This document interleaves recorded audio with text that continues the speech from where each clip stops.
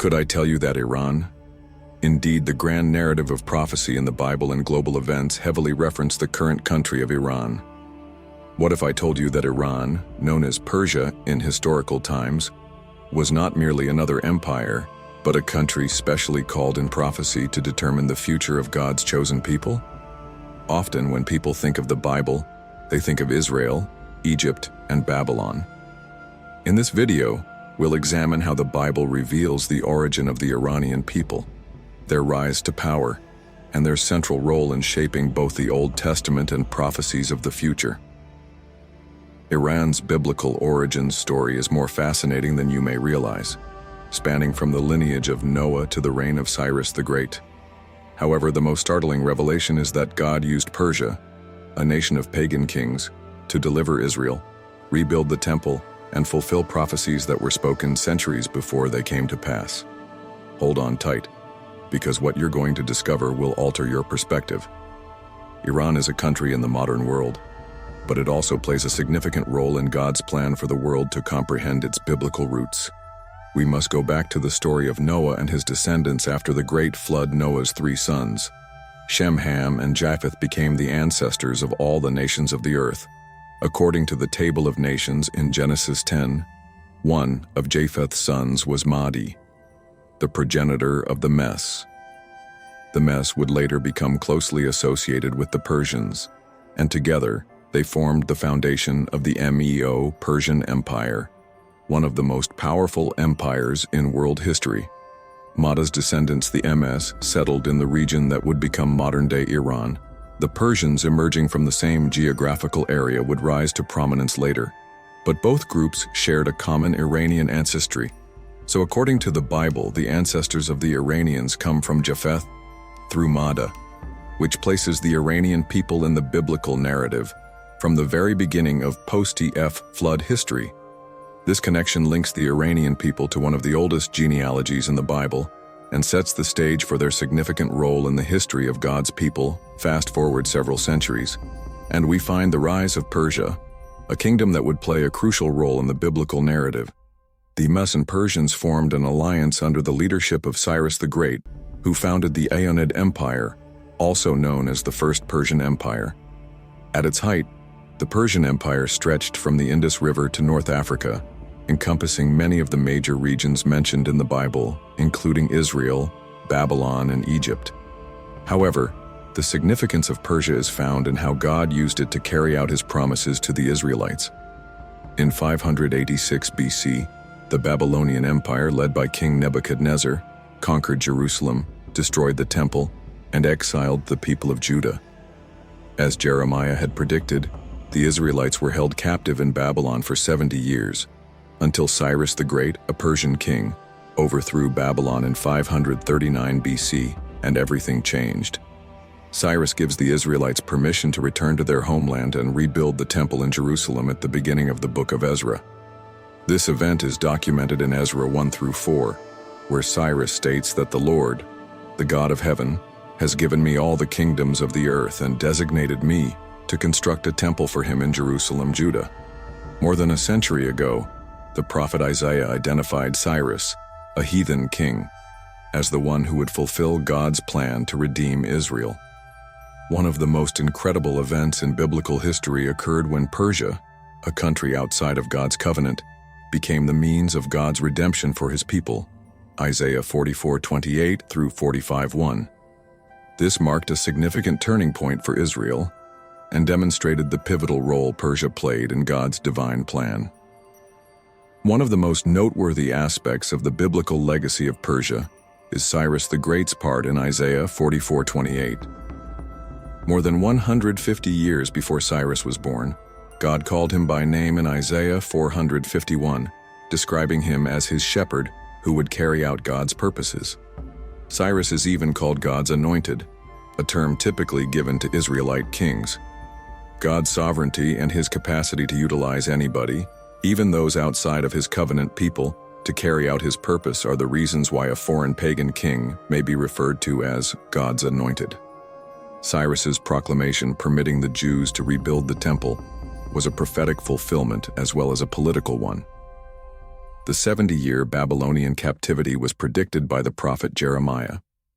The rebuilding of the Jerusalem temple under Zerubbabel's leadership with Cyrus's blessing was a crucial milestone in Israel's restoration, and Jeremiah 25:1-12, Jeremiah 29:10, and Cyrus's ascent to power signaled the end of that era. This served as a reminder to Israel and the rest of the world that God's plan is much bigger than any one empire, and that he can use even the most unlikely people to accomplish his goals. God had used Persia not only to defeat Babylon, the country that had oppressed Israel, but also to forsake and enable Israel's rebirth as a nation. The book of Esther offers yet another potent illustration of how God used Persia to protect his people during the reign of King Xerxes the Murderer, also known as Ahasuerus in the Bible, when a plot was hatched by a Persian court official to exterminate the Jews residing in the empire.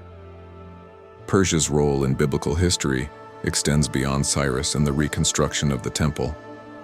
Because of his hatred for Jews, Han tried to persuade the king to issue a decree that would allow for their annihilation. However, by God's grace, a young Jewish woman named Esther had succeeded to the throne of Persia, and her uncle Morai had encouraged Red to do the same. By addressing the king and disclosing her Jewish origins and begging for her people's safety, Esther took a risky and audacious step. The well-known words of Morai are highlighted in Esther 4:14. "Who knows, but you have come to your royal position for such a time as this." Esther's intervention caused a stunning reversal. Once again, the story of Esther is one of divine provision and protection. On hearing of Haman's treason, King Xerxes ordered his execution and issued a new decree, allowing the Jews to defend themselves against their enemies. This story is told in the book of Esther and is commemorated every year during the Jewish festival of Purim, as a reminder of how God used Persia, and especially Queen Esther, to preserve the Jewish people. Despite being a foreign empire, Persia served as a means of protecting God's people. The Bible doesn't just discuss Persia's historical role, it also places Persia at the center of prophetic visions about the future of world empires and God's ultimate plan for humanity. One of the most potent examples of this is found in the book of Daniel, where a Jewish prophet who lived during the Babylonian exile served in the courts of both the Persian and Babylonian empires. In Daniel 2, we encounter several visions that reveal the rise and fall of empires, including Persia. In his dream, King Nebuchadnezzar of Babylon sees a massive monument composed of several materials, each of which stands for a world empire. The figure's silver arms and chest symbolize the meadow. Later in Daniel 7, Daniel himself sees 4 creatures that stand in for 4 future empires, including the Persian Empire, which will replace Babylon as the preeminent force in the ancient world. Another important vision involving Persia is found in Daniel 8, where the prophet sees a ram with 2 horns, one of which represents the Mez, and the other the Persians charging in all directions, conquering vast territories. The vision also includes a goat with a prominent horn, symbolizing Greece and its king Alexander the Great, who would eventually conquer the Persian Empire. These visions place Persia at the center of God's prophetic timeline, demonstrating that the rise and fall of the empire were not historical coincidences, but rather a part of God's divine plan. Although the Persian Empire fell to Alexander the Great in the 4th century BC, its influence persisted throughout the New Testament.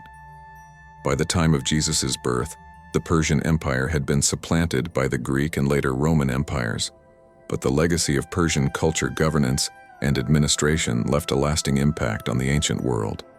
Persia's period of influence was predicted to give way to the rise of Greece, but it was during Persia's reign that God's people experienced delivery and restoration, fulfilling the prophecies of Isaiah, Jeremiah, and Ezekiel. The story of the Magi, the wise men who visited the infant Jesus in Matthew 2, is one of the more enigmatic links between Persia and the New Testament. According to many scholars, the Magi were probably from the Persian region and might have been Zoroastrian priests who were a part of an old religious tradition in Persia that involved astrology and omen interpretation. As we conclude this examination of Persia's biblical role, The journey of the Magi to worship the newborn King of the Jews emphasizes Persia's enduring connection to the biblical story. Even after the Persian Empire fell, Persia's wisdom traditions continued to influence the ancient Near East, and Persian scholars recognize the significance of the star that heralded the birth of Jesus. Additionally, Persia's legacy of tolerance toward various cultures and religions would set the stage for the spread of Judaism and eventually Christianity throughout the Roman Empire. Persia was known for permitting its subjects to maintain their religious practices, a policy that would influence later empires, including Rome. This environment of religious freedom contributed to the flourishing of Jewish communities throughout the region and laid the foundation for the eventual spread of the gospel. Considering Iran's destiny in the context of biblical prophecy is crucial. Many academics and theologians think that Iran, also known as Persia in biblical prophecy, will be crucial to the end times events. One of the most important prophecies involving Persia is found in Ezekiel 38-39, where the prophet foretells a coalition of nations that will one day oppose Israel in the last days. Among these nations is Persia, which will unite with Gog of Magog and other nations in a great conflict known as the War of Gog and Magog. This prophecy, which is frequently regarded as an unrealized event, portrays a final confrontation between God's people and the forces of evil, with Israel at the center of the conflict. However, the precise nature and timing of this war are still up for debate. The incorporation of contemporary Persia, Iran's role in the region, will remain spiritually significant in the end times, according to this prophecy.